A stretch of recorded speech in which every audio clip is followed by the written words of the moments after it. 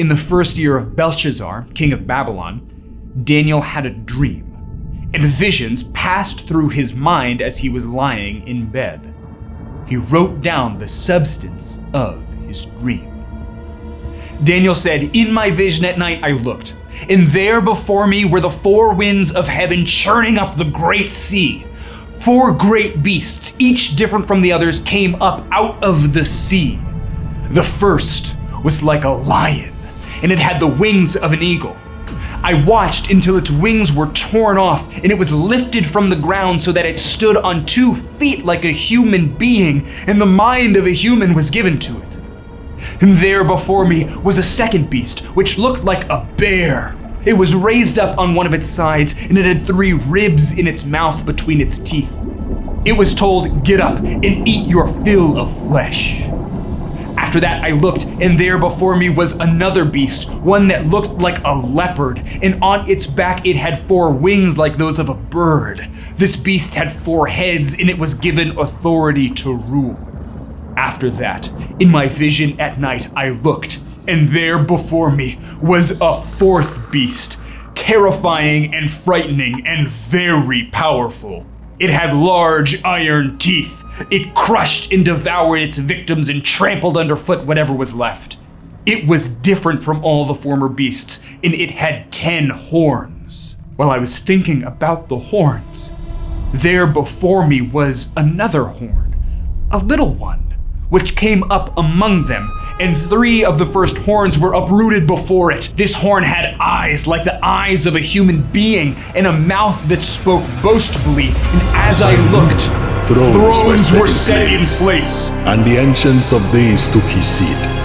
His clothing was as white as snow. The hair of his head was white like wool. His throne was flaming with fire, and its wheels were all ablaze. A river of fire was flowing, coming out from before him. Thousands upon thousands attended him. 10,000 times 10,000 stood before him. The court was seated, and the books were opened. Then I continued to watch. Because of the boastful words the horn was speaking, I kept looking until the beast was slain and its body destroyed and thrown into the blazing fire.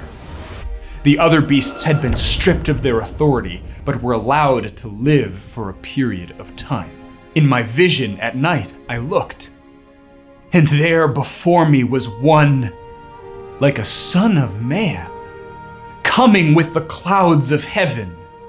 He approached the Ancient of Days and was led into his presence. He was given authority, glory, and sovereign power. All nations and peoples of every language worshipped him. His dominion is an everlasting dominion that will not pass away, and his kingdom is one that will never be destroyed.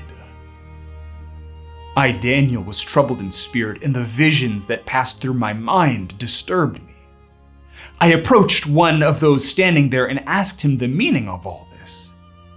So he told me and gave me the interpretation of these things.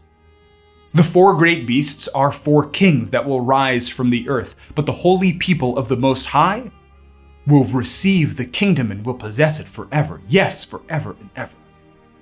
Then I wanted to know the meaning of the 4th beast, which was different from all the others and most terrifying, with its iron teeth and bronze claws. The beast that crushed and devoured its victims and trampled underfoot whatever was left.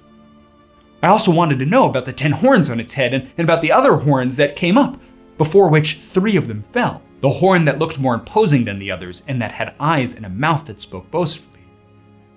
As I watched, this horn was waging war against the holy people and defeating them until the Ancient of Days came and pronounced judgment in favor of the holy people of the Most High. And the time came when they possessed the kingdom. He gave me this explanation. The 4th beast is a 4th kingdom that will appear on the earth. It will be different from all the other kingdoms and will devour the whole earth, trampling it down and crushing it. The 10 horns are the 10 kings who will come from this kingdom.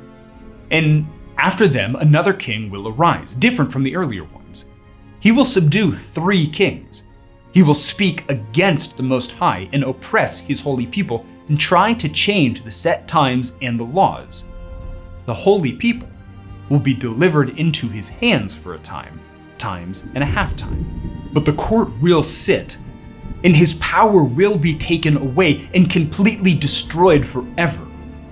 Then the sovereignty, power, and greatness of all the kingdoms under heaven will be handed over to the holy people of the Most High.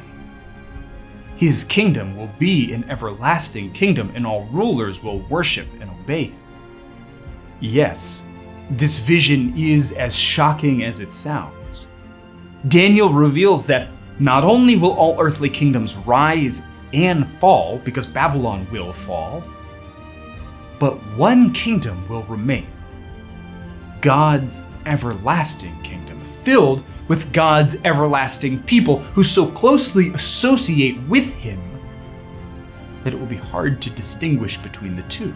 In the Ancient of Days, the King of Kings is going to come as a man, and he will triumph over the demonic powers of Babylon. God's righteous rule will prevail in and through his holy people. Here too we see clearly that Babylon comes in many shapes and sizes. It does not have to be a literal city in Mesopotamia, but rather is an idea that manifests itself throughout time. But as Babylon fades into the darkness of history, so do the prophets of God. And it would seem at this moment that the light of hope goes with them.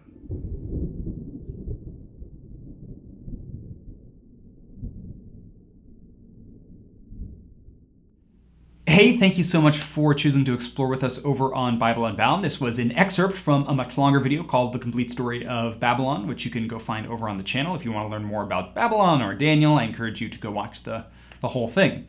If you want to help fund our mission to discover the Bible by uncovering the gospel throughout it, then I encourage you to check out our Patreon. Otherwise, I'm just happy that you are choosing to explore with us over here on Bible Unbound. Until next time.